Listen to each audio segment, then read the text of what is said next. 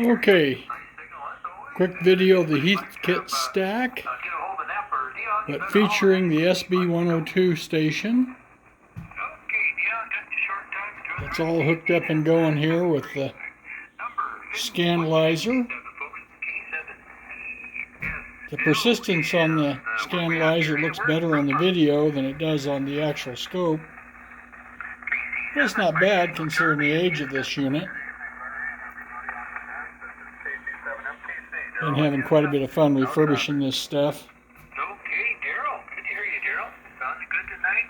And let's see. coming right through all them static corrections there. Let's go to number 159. Got it set on log scale, 50 kilohertz bandwidth. That's pretty accurate.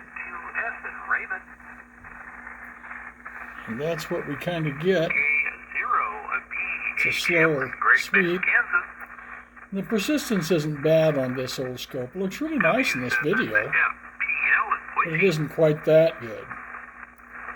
And the scale is fairly accurate. If I tuned up frequency there, which is to the left, I would get signals where they're shown tonight.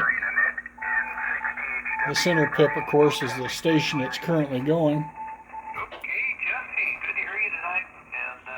And that pretty much sums up the SB-102 on the folding table. And that thing behind it there is just blocking some light. That's a test antenna for active loop antennas.